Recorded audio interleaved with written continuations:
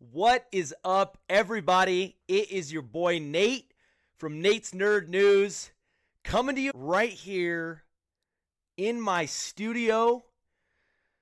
Guys, this is it. This is the Nate's Nerd News Show. Episode 0, basically. I want to welcome you here. This is going to be the first one I put out. You already know what it is, okay? Listen, I am so pumped to be doing this because I have put the studio together. I've got some fun things coming up. I've been teasing this for a bit, but guys, here it is. This is the Nate's Nerd News Show. So obviously I love to do short form content. I love to do long form content, and this is a part of that. I wanted to kind of introduce kind of a podcast style, long format, episodic journey about talking about some fun stuff. So you already know what it is. Telling you what's new from the stew. Okay, we're going live, and I'm alive, feeling alive. Am I already trying to work out a catchphrase? I guess I am. That's really cringy, but here we are. Anyways, guys, thank you for being here if you're watching. Like I said before, I love making content. I kind of just want to bring you through a little bit of maybe some key points in this episode, kind of some fun things. Bear with me because this is my first time. But yeah, I figured I'd start it off kind of with a little bit of an introduction, kind of tell you what you can expect, what this is. I might have a very small following, but that doesn't matter because I care about you guys and I want you guys to see some fun stuff. Plus, genuinely, I could care who follows. I love doing this. So if you love watching this stuff, follow along on the journey, man. Like and comment. Make sure to hit that subscribe button because that helps me. Never want to sound like that cringy guy, but would love to see that. I don't know what it's going to look like in other podcasting formats, but for right now, it's going to be on YouTube. But like I said, guys, my name is Nate Schaub. I'm from Nate's Nerd News. I've been doing some social media across TikTok, Instagram, and YouTube for the last, probably like 2.5 years. Yeah, I've been making some fun content. Not really a following to show for it, but again, it's not about that. It's about having fun, and I definitely have a lot of fun doing this. So yeah, guys, like I said, my name's Nate. I'm really excited to be putting out some like kind of podcast style episodes, launching the Nate's Nerd News Show, where you can expect some fun things like guests on the pod. Usually I'll have guests. There'll be solo episodes like this every once in a while, but I got some friends lined up, some fun, exciting guests that are going to jump in the studio on a different camera.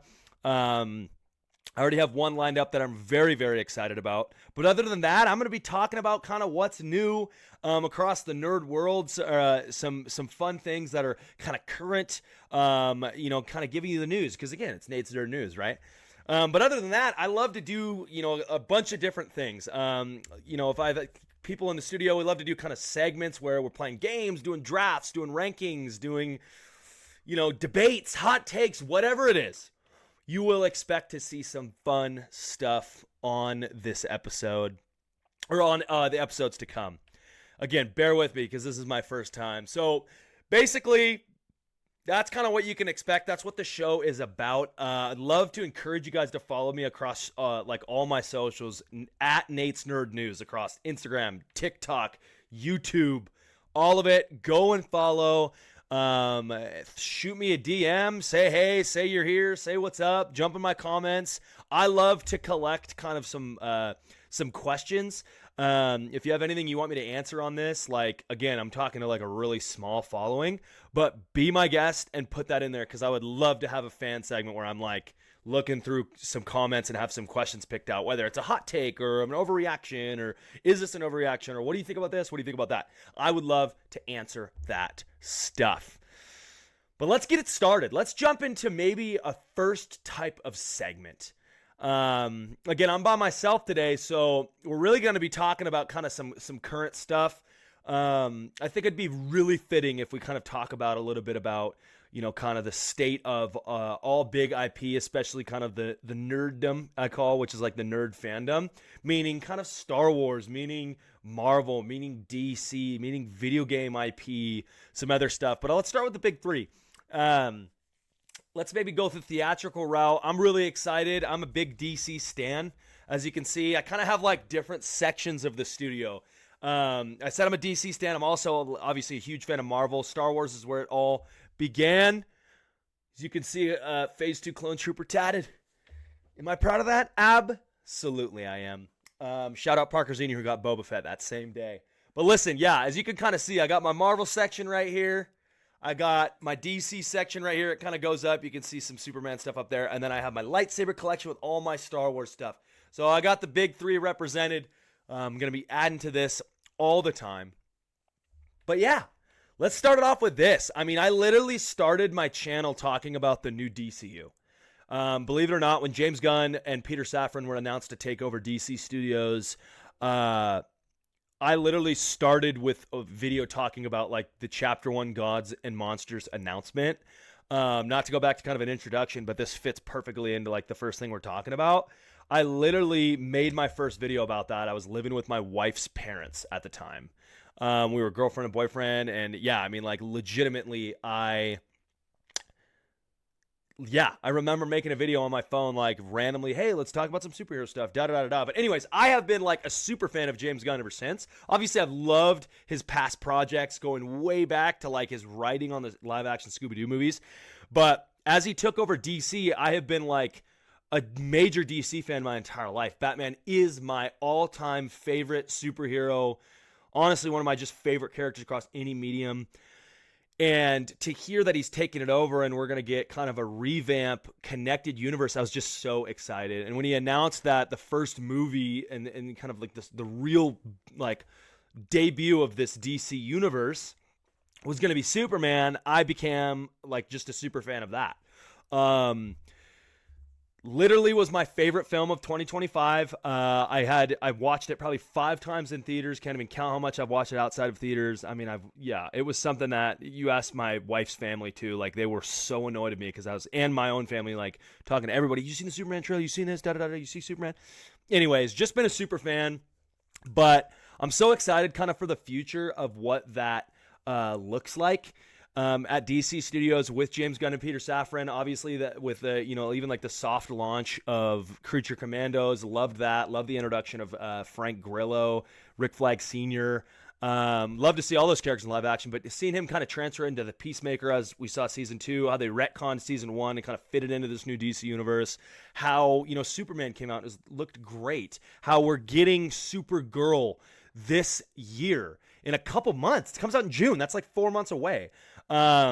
Yeah, I'm just really excited. I'll talk about that a little later as I'm anticipating that film for this year. But yeah, just the Lantern show and Clayface that I'm so excited to see, kind of just a random solo side villain of Batman. Not even, I mean, it's definitely like a main villain of Batman, but like not the main. It's not like an A or S tier Batman villain.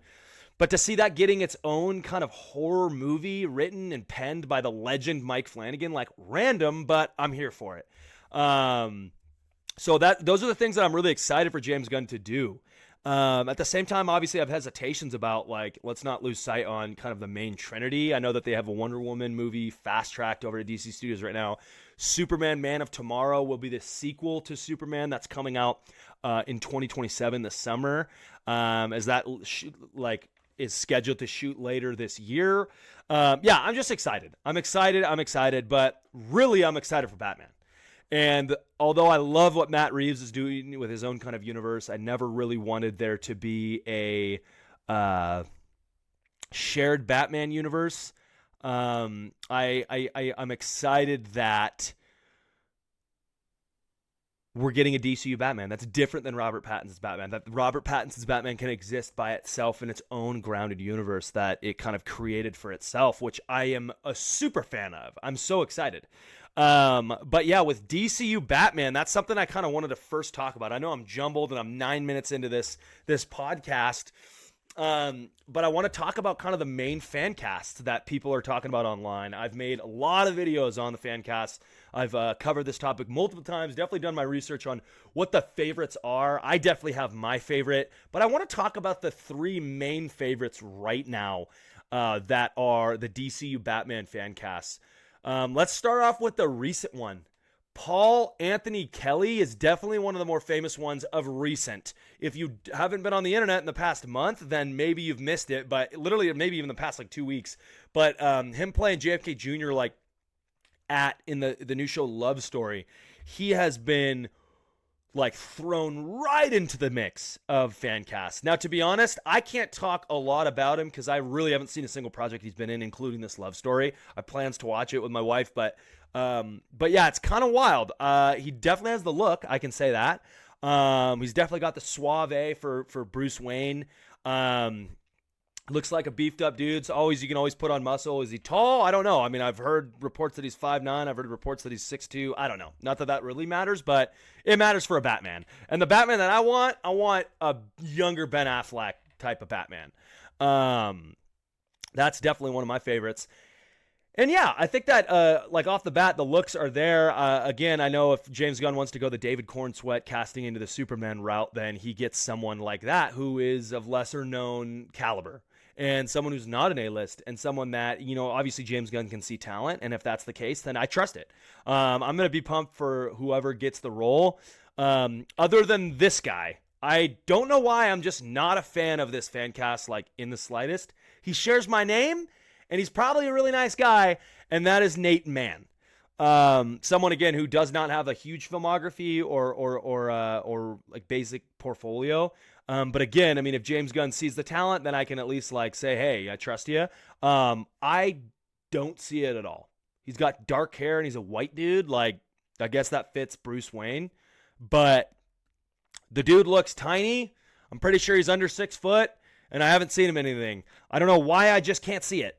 That sounds really judgmental, and that might be a hot take, but like, yeah, like I just can't see it. And that's definitely like has stood the test of time the last like year, being like one of the top fan casts is Nate Mann. I know he went to the same acting school as David Cornsweet, and that would be cool. I think maybe they shared a project together. But yeah, I'll be honest, I don't see it as I grab my Nate's Nerd News mug where I take a sip of water because I already have cotton mouth. Wow. Shout out Drew Loughnane for getting me this for a White Elephant Christmas a couple Christmases ago. I'm using it. But anyways, yeah, I don't see it with Nate Mann, to be honest with you. I don't see, the look is just not there for me. And I guess I'm kind of judging off looks right now. Again, if James Gunn casts him in the role, like, great. I'll give him a chance then. Like, that's awesome. But dude needs to beef up because he looks like a little twink next to David Cornsweet. So I'll say that. But let's go to that third, definitely, probably the most famous fan cast right now.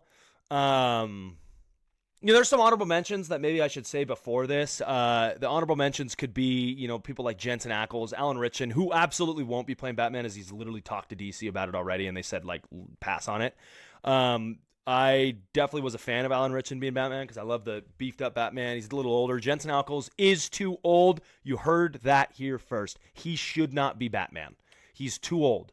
Yes, he's had some ties to Batman, playing Jason Todd and Under the Red Hood. He's literally voiced Batman in the Tomorrowverse, but he shouldn't be Batman, in my opinion. He doesn't have the look, and again, I don't really see it, and he's too old. So, but let's get to that third and final famous fan cast, definitely the most popular. None other than Brandon Sklenar. Sklenar, I think that's how you say his name. Anyways, I am a huge fan. This is my number one. I feel like I saw this like a very long time ago, someone talk about it, and I definitely feel like I have been one of the more vocal participants in this fan cast from its inception. I know that a person I follow on TikTok, I literally think he started this fan cast, and I caught onto it pretty quick, and I feel like I would be proud to say that I've definitely been on that train, letting people be aware of it. It's become so famous now, obviously, with his recent movies like The Drop or The Housemaid. But I caught on to this dude from 1923, Yellowstone Story. This is a Dutton family prequel. He's incredible in it as Spencer Dutton. Just his whole journey is really cool. It's like an audition tape for Batman. I know it's obviously like an old Western show, but the dude is just dark and is a beast. And I absolutely want him to play the DCU Batman to the point where I'm legitimately getting like attached to the role. I can't really see anybody else playing it other than him right now. I know that might be a hot take, but like legitimately after seeing that dude in The Housemaid, He basically was his audition tape for Bruce Wayne. He absolutely has the look. He absolutely has the strength. He's literally like the same age as David Cornsweet, or dang near. And yeah, I mean, I'm like super excited about that. I know he's even said that DC is aware of him. I know that James Gunn legitimately has talked about how he's watched 1923 multiple times, how it's one of his favorite shows. He loves Tater Sheridan. I just think it makes a lot of sense. Again, he's not that high caliber yet. I mean, his acting skills, I think, are there, as he's shown his range in at least the small portfolio of projects I've seen. But he's lesser known name. He's not A-list. He doesn't have a lot of pressure like the David Cornsweet route that they went.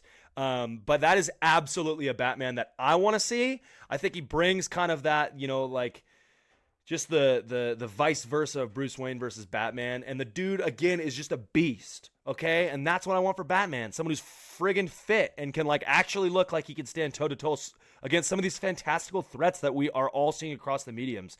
We know that obviously James Gunn does not shy away from fantastical elements. And like, if Batman is literally like even with Ben Affleck, he could take on some fantastical elements, but I think you could go a step further. I mean, like, you remember the Dawn of Justice? They're fighting Doomsday, and like literally Superman and Wonder Woman are like doing anything. Batman's just running away the whole time, and I don't know if I was a fan of that, but I think that Batman can stand toe to toe. Obviously, the warehouse scene was just the sickest. But yeah, those are definitely the three main fan cast that I'm seeing right now. Paul Anthony Kelly being a very recent one, but very popular one immediately. A Nate Man that I absolutely can't see. I told you that. We can go back and see. And then a Brandon Sklenar cast that I absolutely want to see. I am very vocal about that. I have been on my page, and I absolutely has the look, acting chops, and the age. So those are those. That was fun. That's our first segment. So clock that, as the kids are saying, or whatever. Yeah, I want to move on to my next one. We can kind of talk about some Spider-Man Brand New Day. Spider-Man being my second favorite superhero of all time. I think this is fitting. With a new Spider-Man movie releasing the end of this July 2026, Spider-Man Brand New Day, directed by Destin Daniel Cretton, starring Tom Holland, returning as Spider-Man in his fourth installment, with Zendaya, with Jacob Batalon, with Sadie Sink, with John Bernthal as the Punisher, with Mark Ruffalo returning as the Hulk and Bruce Banner. I mean, like, Michael Mando returning and finally getting his time due as Scorpion. I mean, that in itself is like enough to just get me super excited, as Michael Mando's return as being like a semi-main villain of this story. But yeah, as I've heard of it now, at the time of this recording, we do not have a trailer. And I think this month we will get one. It's or this upcoming March. I'm extremely excited about this movie. This is also another movie that I am very anticipating in my next segment. I'll talk about that. But I'm so pumped. I'm actually headed to San Diego Comic-Con this year. Woohoo! For the first time. Shout out the squad that I'm going with. Shout out my wife, Lauren. Shout out Matt and Kaylee. Shout out Sam. Shout out Alex and Jordan for staying in the Airbnb and going to San Diego with us. And then we're hitting Disney after. It's going to be a whole shebang. I'm pumped. But all that to say is I'm going this year, and literally I get back the following Wednesday, and the movie's going to drop that Thursday. So that might be the best week of my life, honestly. It might be the best week of my life. I am so excited for this movie. I was a little nervous seeing all the confirmed cast and characters getting casted in this movie, but I'm excited to see Punisher. I'm excited to see him in a feature film. I am excited to see the return of Savage Hulk. I'm excited to see Spider-Man doing his friendly neighborhood Spider-Man things. Obviously, like, a merch synopsis has dropped. It takes place 4 years after the other one. I mean, are we getting a college arc? I don't know. I'd love to see Peter at least in his senior year of college, where he just went about it doing his thing. But yeah, I mean, like, that's pretty crazy to think. I know that we're going to see a grounded Spider-Man story. Well, grounded as in not cosmic Avengers level threats type of situations, other than maybe a Savage Hulk. But we're going to see villains like Boomerang, like Tarantula, like, again, Scorpion, like the Hand, who will come in from Daredevil. The show that obviously, Daredevil season 2, like we saw the Hand in that. I'm really excited to see just seems like a really dynamic and fresh and kind of nuanced take on a Spider-Man story. I think everybody wants a really grounded Spider-Man story from the jump. We've done so many things. And Brand New Day being literally No Way Home being my literal second favorite MC movie. I was excited to see where they were going to go, and this seems like it's fitting. The pieces are fitting together. But let's talk about the elephant in the room. I'll go out and say it. Sadie Sink is Jean Grey. Plain and simple. I mean, it's pretty friggin' obvious. I'll clip this and I'll literally eat my words. Yeah. She's Jean Grey. I mean, it's pretty friggin' obvious. I think that, it makes sense, being the fact that Kevin Feige he basically said the last couple things he's worked on, he's really only been involved over at Marvel. The things he's been mostly involved in, really only involved in, were Avengers Doomsday, Avengers Secret Wars, the new X-Men movie, and casting Sadie Sink. And she was the first confirmed character and actress for Secret Wars as a whole. So, Jean Grey is a pretty large role. Yeah. I think it makes a lot of sense. I don't think she's playing a Gwen Stacy. I don't think she's playing the obscure Spider-Man character of Shathra. Seen that online. Yeah, that's not happening. Yeah, I mean, if the next MCU saga after the multiverse saga is the Mutant Saga, and it probably will start with a confirmed movie filming in a couple months, a rebooted X-Men movie, and Kevin Feige has been involved in that, and involved in specifically casting Sadie Sink? Gee, I don't know. I mean, it makes a lot of sense. I know it's weird technically that she'd pop up in a Spider-Man movie, but I guess it's weird that Spider-Man popped up in a Captain America movie. Or Black Panther popped up in a Captain America movie. Right? Like, we see a lot of intros. That's what the MCU does. Like, Hawkeye literally got introduced in the first Thor movie. So, like, we can't, like, count that out, right? Like, that's a very normal thing that the Marvel Studios has done. And I think it's very, very likely that Sadie Sink is playing Jean Grey. She's an incredible actress, especially coming off the success of Stranger Things. She's young, and they're going for a young X-Men movie. X-Men team, I should say. But yeah, I think it's really exciting. I've read some leaks, and I want to talk about them a little bit. I know that the Department of Damage Control is going to be a major player in this movie. People who are kind of pulling the strings behind the scenes. I think that right there is like legitimately the intro or soft launch of hating mutants in this world. That they're going after metahumans and mutants, people who have powers. We saw that in the Des and Daniel Cretton Wonder Man. That show, which totally caught me off guard and was incredible. But that's something that they are going after, and that's obviously like a very key thing is the Department of Damage Control. I've read leaks that Punisher is going to be the one kind of protecting her, and that he's going to come across Spider-Man, and there's going to be something there. I've also heard that Spider-Man himself is going to be mutating, legitimately like turning into a spider, and this is where he's going to be getting organic webbing, and he's going to ditch the web shooters. I mean, that's kind of what I'm seeing. I've read leaks that there's scenes about him being like in a spider cocoon. And I think that's wild. It sounds stupid and crazy, but this is stuff we could see. And I think he's going to find obviously some similarity in the conflict he's going against. And he finds that along with Sadie Sink or Jean Grey. And there you go. You have an entrance of X-Men. And I think that even to go a step further, not to side tangent, but I've read reports that the new X-Men movie is going to be filming this May, which is in like literally 2-3 months. And so if that's the case, then you bet your bottom dollar we could get that before Secret Wars.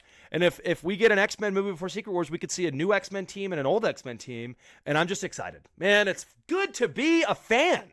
It's good to be a nerd. It's good that you're here. And I'm pumped. But absolutely, Sadie Sink is playing Jean Grey, so cut the crap. It's very obvious. Anyways, I think we could talk about Doomsday a little bit. I wanted to kind of talk about that in my first kind of guest episode, as we might be doing a little bit of a Marvel-themed episode with my boy. Listen, bottom line is I'm going to be having some great episodes with a lot of my friends, all my boys, and I'm excited. Definitely some themed episodes. So maybe we'll keep Doomsday for that. But yeah, Spider-Man's just, again, I'm telling you, my my favorite heroes. And those are the top two, and they both have projects coming, so that's exciting. Let's get into the next segment, though. As you kind of learn a little bit about myself, let's talk about my 5 favorite superheroes. I think I can go off the dome. I think this is going to be kind of a little bit of an audible, but I think it's fitting because we have Batman projects that we're talking about with Fancast. Batman is my number 1 superhero. All-time favorite. Number 2 is Spider-Man, as he has a project coming too, but yeah, man, Spider-Man has been very important to me. Growing up was definitely him for Halloween a couple times. I got pictures of that. As Batman, as basically like every superhero, because I literally go as one like every year still, which I'm unashamed about. But if we're going to a third favorite, I'm going to have to go with Nightwing. Dick Grayson's Nightwing as my third favorite superhero. As you can see, my profile picture for the longest time has been what I call Natewing. Is me drawn as Nightwing. That's kind of been like my little trade amongst my friends, just kind of my trademark. That was done by Brian Wong, by the way, who's an incredible artist that I'll be showcasing on my page very soon. He is an incredible artist, and he can make you look like whoever you want. I have a lot of art that I've gotten done by him. Some is gifts, some is just straight up commission work. But you guys should jump in his DMs and literally ask, and he'll give you a great price. I mean, he's an incredible artist, and he needs to be famous for his art because it's insane. All that to say is Nightwing is very important to me, too. He obviously marks, like, the first Robin. Batman and Robin, again, Batman being my favorite superhero. Robin's, like, very close behind, and him being the first Robin is very important to me. But again, kind of like that, his journey is just what's so cool. Like, living in a shadow, staying true to being like what a hero is. I mean, just like leading the Titans, being a team leader, literally being like the successor to the Justice League in a lot of comic continuity. I love Dick Grayson's Nightwing. I've loved him in every medium. I actually loved Brenton Thwaites playing a live action Dick Grayson in the recent Titans show that was somewhat of a failure. But that's someone I'm also very excited to see in the DCU.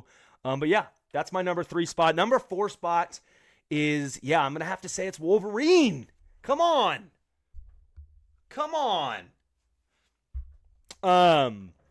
Wolverine, especially Hugh Jackman's take on Wolverine has, it's funny, that actually became my 4 spot off a recent rewatch of all the X-Men movies, and right before Deadpool and Wolverine. I love Wolverine. I love just that he's like kind of an anti-hero, but at the root of him, he's still a hero. I love his powers. I think it's just, I love his story, and that sounds really basic, but like genuinely Hugh Jackman, there's only a couple people that have been casted that literally are perfect casting for their roles, like Robert Downey Jr.'s Iron Man. Can't imagine anybody else. It's Hugh Jackman as Wolverine, especially as we talk about a new X-Men movie and New Mutants in the MCU. Like, I literally draw a complete blank about who should play Wolverine because I think it should be Hugh Jackman.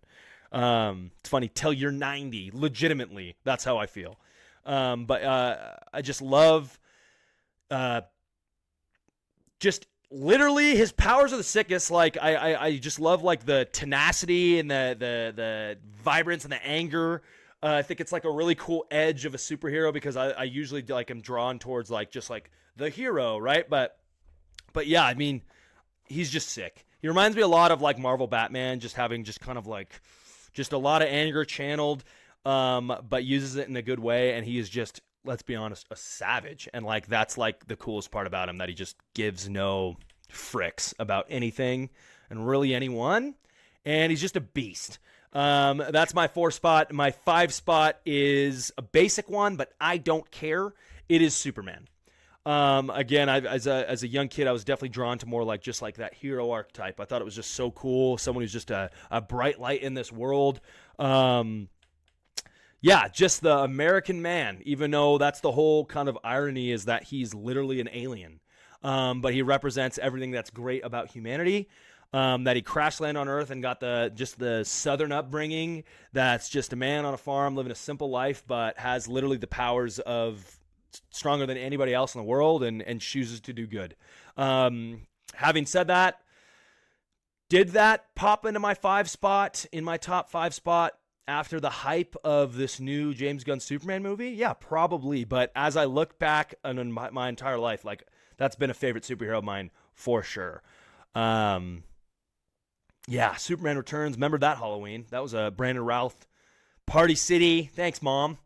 Yeah. Anyways, side tangent Audible. Those are my top 5 superheroes. At 5, it's Superman. 4 is Wolverine. 3 is Nightwing. 2 is Spider-Man. And number 1 is absolutely Batman. Let's get on to this, guys. Let's do a fun segment. Let's do a segment where I maybe talk about some upcoming movies. I am a ginormous film fan. You should follow me on Letterboxd at Nate's Nerd News. Again, make sure to hit me with a message on there. Check out my stuff. It's pretty sweet. Either way, I want to talk about my most anticipated movies of 2026. We are about 2 months into 2026 already.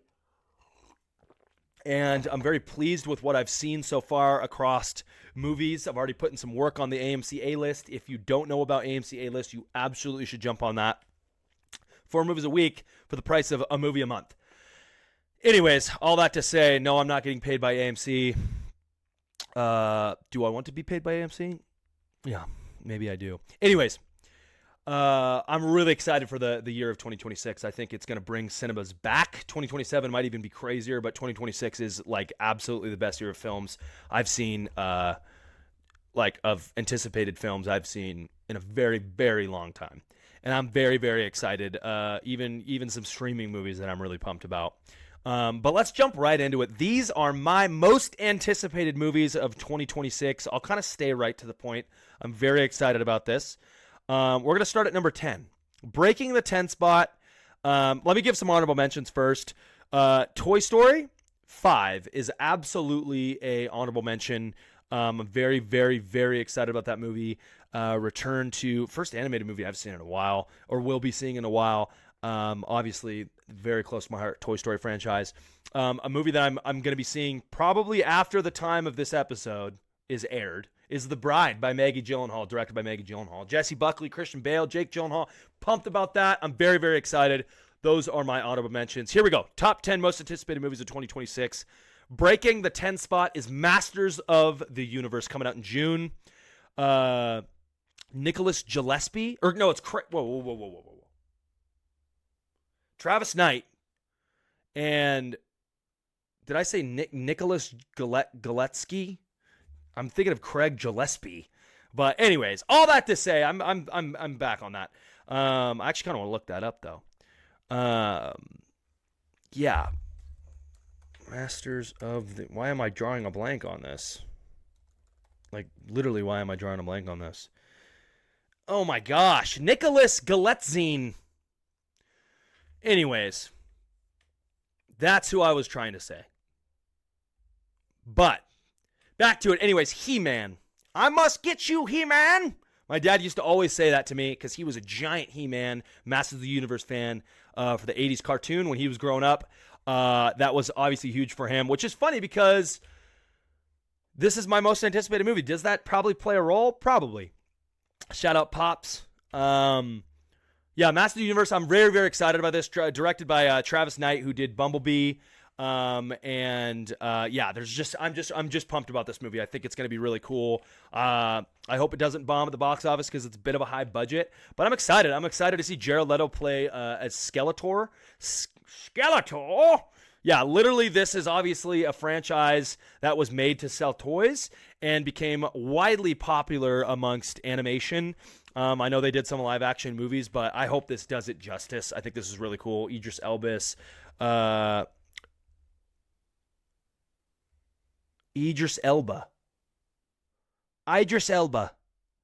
Anyways, the Man-at-Arms. We're pumped about that. I'm very, very, very, very, very excited for this movie. Yeah, anyways, at my 9 spot is going to be Peaky Blinders, The Immortal Man. This is something that's getting a small theatrical release. It will be coming to some theaters. I'm going to try to catch it in theaters. It's not at AMC, but I know that there's a couple in Arizona that are showing this movie. But worst case, it's going to be on Netflix. I am extremely excited about this. The return of Thomas Shelby. This is, like, for me, what really, like, shot Cillian Murphy into like the upper echelon. I've been a huge fan of this show. I remember back like right out of high school, I found out about the show by a coworker at the time, and it's just everything that is sick about the 1920s gangsters. Apparently based off like a real life gang. But either way, I'm very, very excited about this movie. Cillian Murphy coming off an Oscar win a couple years ago. Like, I'm just pumped. I'm very, very pumped. Coming into my 8th spot, I have Michael. Come on. This is going to be the first $1 billion biopic. Calling it now. Very, very excited about this. Apparently, it's going to be like a part 1. But Antoine Fuqua, who's done some incredible work, I'm very excited to see his just like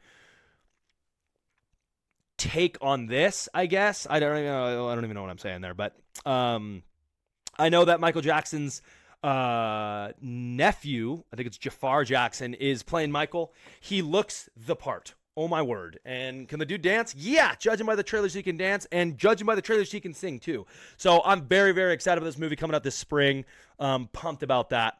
At my that was my 8th spot. At my 7th spot, believe it or not, is The Mandalorian and Grogu. Star Wars' return to the big screen since 2019.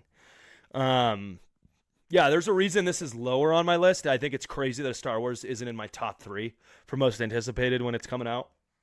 But I think there's a couple things that play into it. Is Star Wars at its weakest moment right now? Yes. Is the new co-president basically like co-creating this movie? Yes. Does that worry me? A little bit. But it's Jon Favreau who's directing, and I never count out Jon Favreau. This is a fan favorite character that honestly makes a lot of sense because it brings the fandom together. This is the most, like, Star Wars is definitely like the most toxic fandom, clearly. And I'm a part of it. But it is a character that is mostly universally well-liked amongst the Star Wars fandom. The only thing I'm worried about is it going to be a glorified TV episode? I don't know. I'm a little worried it might be. But either way, I'm excited for it. I'll be honest, I'm a little over the Baby Yoda thing, the Grogu. I just am like, I don't know. Do something crazy and kill Baby Yoda. I said it. Yeah, I'm excited for this movie. I mean, the trailers look sick. The first trailer did not, and they kind of whiffed the Super Bowl commercial. But the first official trailer came out, and it looked pretty good. My wife is a huge Mandalorian fan, so yeah, I know she's pumped about it. But that is my 7th spot. My number 6 spot, again, kind of low for like seeing what it is Christopher Nolan's The Odyssey. A sword and sandal, Matt Damon at the helm. Could this be his Oscar run? It might be. I mean, could this be like the Cillian Murphy shoot you into the upper echelon? And Matt Damon's obviously one of the best actors working today, but, you know, is he Oscar worthy? Is he a contender? He could be. And I'm really, really excited because this is obviously like literally how Western storytelling was created is The Odyssey, Homer's The Odyssey. A story that stood the test of time. I'm very excited because it's a fantastical story, believe it or not, and I'm excited to see how Chris Nolan, being the practical effects guy, how he's going to handle some fantastical elements. I know there was like a brief moment in that trailer where there was like a giant coming into the cave, and I don't know if it was the Cyclops or whatever, but it looked sick and it looked scary. And so I'm really, really excited for this movie. That is Christopher Nolan's The Odyssey. At number 5, starting off the top 5, it is DC Studios' Clayface. Penned by the horror icon Mike Flanagan, starring Tom Rhys-Harris as Clayface himself. We've actually seen the animated DCU version of Clayface already in one of the Creature Commandos episodes, but I am incredibly excited about this movie. Again, it's just the fact, like I said before in the beginning of the video, the fact that this is kind of like a non-main but main villain of Batman, and it's going to be like an origin story for him. Like, this is really going to show kind of the different corners of the DCU. And I'm excited to see that as a fan. I'm very, very, very excited to see that. It's described as a body horror. It's R-rated, and I'm here for it completely. So that's coming out later this year. That is my 5 spot, Clayface. Number 7, Dune Messiah. Dune Messiah.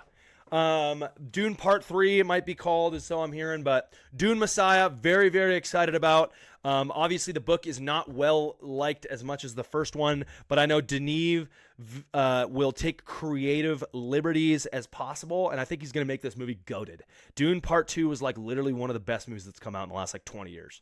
So very, very excited. Timothée Chalamet, could this dude get a double Oscar? Maybe. Maybe. I don't know. Wait, no, he can't. Just kidding.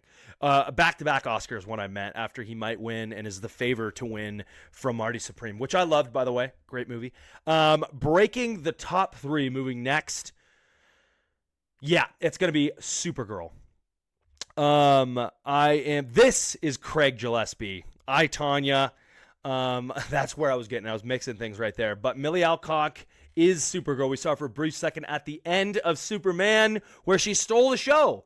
Legitimately sold me on the movie already. Obviously the Game of Thrones House of the Dragon icon is jumping into the roles of Kara Zor-El. She will be hitting theaters. I think it's June 26, 2026. Extremely excited about this because it is based off an incredibly visceral and dark comic book story known as Woman of Tomorrow. And it's going to be sick. It's sad, it's riveting, and I'm really, really excited, again, to kind of see a next installment of James Gunn's DCU that's not directed by himself. So very, very, very excited about this movie. The first thing that's not directed by him. I'm pumped about it.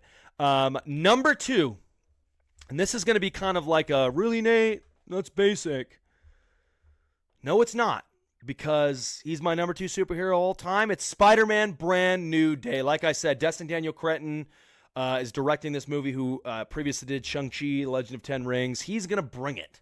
We're going to see some practical fight Spider-Man. I've seen the behind the scenes already of Spider-Man swinging. It's crazy. It's going to be sick. It, by far, already, from the set leaks alone, has the best Spider-Man suit. It is the most comic accurate, but it's also like just the most sickest looking Spider-Man costume. Should I cosplay as it? Maybe. Do I need to lose a couple pounds? Yeah. But it's sick. And I'm really excited again to kind of see this next installment. I've talked earlier about this movie already, so I'll keep it quick. But Sadie Sink is Jean Grey. I'll eat my words if I'm wrong. And number 1, give me a drum roll. Again, it's not basic. It is Avengers Doomsday. Guys, Marvel's already back, in my opinion, after the recent success of Thunderbolts and Fantastic Four, but this movie's going to be insane. And it's already going to be on Doomsday.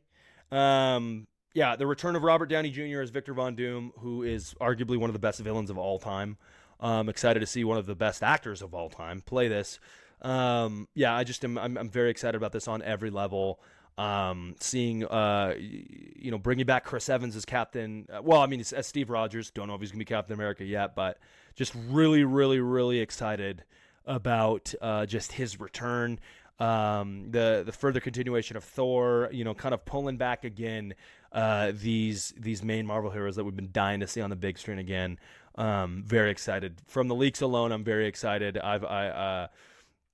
I follow a couple people, some who have even been read in on the script, and I have no reason to doubt them. And they literally have said like they were nervous about this movie, but after reading the script, it has tripled their excitement, and they know every detail, and it has only like exponentially grown their excitement for the movie.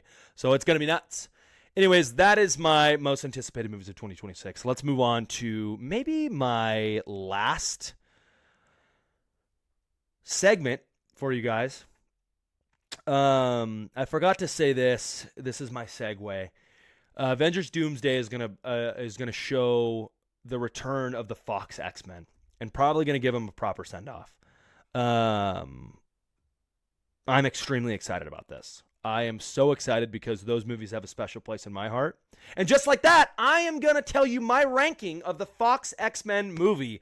Bang! There we go. I'm right back into it. I don't know what happened here. Lost my spot here. But I'm going to tell you, that's my segue. We're getting into my last segment where I will tell you, based on all the 14 live-action X-Men, Fox X-Men universe movies, I'm going to tell you my ranking. I'm going to tell you what I think about them. And I think that's fitting because we're going to see the X-Men very, very soon. I'd love to go through my MCU rankings, but I'm sharing my top 10 in my next episode, so make sure to tune in. Let's start off with Dead Last.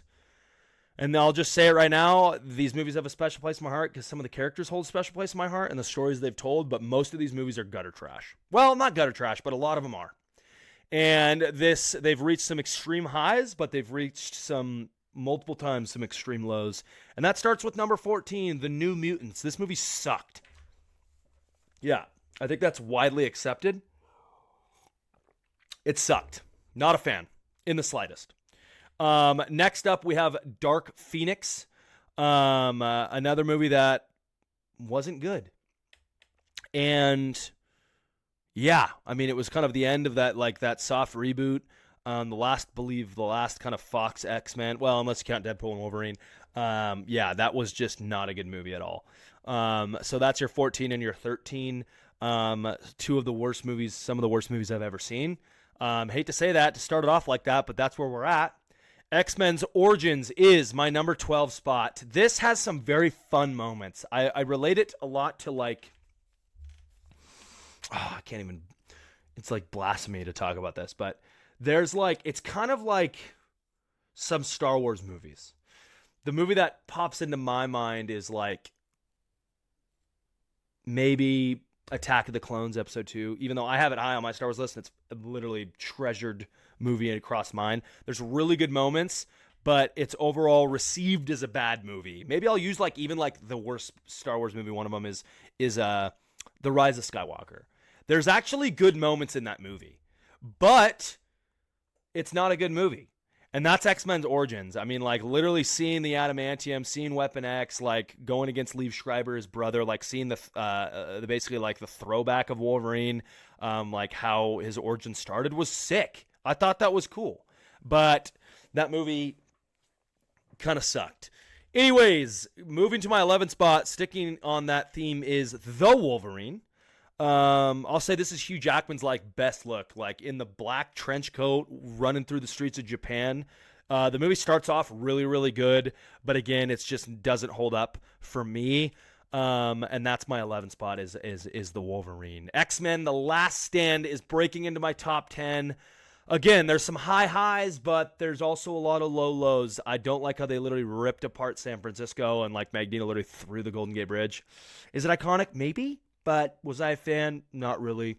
I don't really like what they did with Jean Grey in this movie. And again, this is just another reason they just did Scott Summers, especially James Marsden, Scott Summers, dirty in this movie. But there's some really cool moments of this movie. And this is the last of the OG X-Men that we've seen, which we will see again, mind you. Talking about James Marsden, looks like, judging by the trailers alone, they already gave him a peak suit, which we've all wanted. Breaking into my number 9, I have X-Men Apocalypse. This is Oscar Isaac as the legendary Apocalypse X-Men villain. Very cringy at moments, but it's really cool. This is a couple of movies into the soft reboot. Yeah. That's kind of all I have to say about it. There's some cool moments, but it's just kind of there. Breaking into going over to number 8 is X-Men First Class. I actually love this movie. I thought the villain was kind of dumb, but seeing Emma Frost and just seeing James McAvoy and why am I blanking on his name? Good Lord. What? Why am I blanking on his name? James McAvoy. It's because I'm in front of a camera right now. Michael Fassbender. Literally, I should end the video right now. That's hella embarrassing. Good night. I'm losing my train of thought. Anyways, seeing their relationship and their friendship form is great. Jennifer Lawrence did a great job in this. Nicholas Hoult. I mean, this is a stacked cast. Wait, were they in this one yet? Oh, my word.